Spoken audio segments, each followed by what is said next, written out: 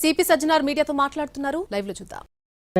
ఈ రోజు ఒక మాస్టర్ మైండ్ మన ఎమ్మిడి రవి, ఈ ఐ బొమ్మ బొప్పం టీవీ అని చెప్పి మీ అందరు కూడా తెలుసు. ఈజ్ అ మాస్టర్ మైండ్ ని మనం మొన్నే అరెస్ట్ చేయడం జరిగింది. సో ఆయన ఆల్రెడీ అంతకుముందే మనకు ఆగస్ట్ నెలలో 30 తారీఖు మనం ఒక Telugu film chamber of commerce ఇచ్చిన ఒక కంప్లైంట్ పైన మనము కేసు రిజిస్టర్ కావడం జరిగింది.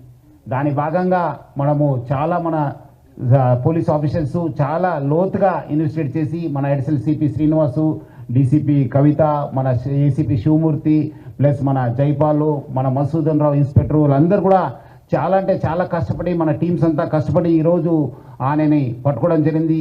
ఆయన చాలా అంటే చాలా లోతుగా ఈ ఒక్క పైరసీ పైన ఆయన వ్యవహారం నడుస్తున్నారు. ప్లస్ చాలా కూడా ఫైనాన్స్ కూడా చాలా ఇండస్ట్రీ కూడా చాలా నష్టం చేయడం జరిగింది. సో ఈ ఒక కేసు కాకుండా ఆయన పైన ఇంకా 4 కేసెస్ రిజిస్టర్ కావడం జరిగింది. హైదరాబాద్ మన సైబర్ క్రైమ్ పోలీస్ స్టేషన్లో 1042 అంటే జూన్ నెలలో ఈ కేసు రిజిస్టర్ కావడం జరిగింది. జూలైలో ఇంకోటి కేసు 1292 పైన మనం కేసు రిజిస్టర్ చేశాను. అదేవిధంగా సెప్టెంబర్ నెలలో 1682 1682 క్రైమ్ నెంబర్తోనే ఒక కేసు రిజిస్టర్ కావడం జరిగింది. అదేవిధంగా 347 ఈ ఒక ఫిబ్రవరిలో కూడా ఒక కేసు రిజిస్టర్ కావడం జరిగింది. ఇవన్నీ కూడా మన ఐటీ యాక్ట్, కాపీరైట్ యాక్ట్ కింద కేసు రిజిస్టర్ కావడం జరిగింది. సో దీంట్లో మనం అంతకుముందు కూడా ఇద్దరిని మనం అరెస్ట్ చేయడం జరిగింది. దుద్దేల శివరాజు, సుసర్ల ప్రశాంత్ మనము అరెస్ట్ చేసి అప్పుడు కూడా మనము చాలా విషయం పైన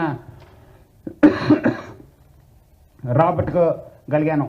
ఇది పైరసీ ఒక ఎత్తు నష్టం చేస్తుంటే మొత్తం ఫిలిం ఇండస్ట్రీకి, ఇంకోటి ఎత్తు పబ్లిక్కి ఈ బెట్టింగ్ యాప్స్ ప్రమోట్ చేసి చాలా అంటే చాలా మందికి ఆయన నష్టం చేయడం జరిగింది. దానివల్ల చాలామంది చనిపోవడం జరిగింది, చాలామంది సూసైడ్ చేసుకున్నారు. చాలా పేరెంట్స్కి, చాలా ఫ్యామిలీ మెంబర్స్ కూడా ఈరోజు చాలా నష్టం కావడం జరిగింది.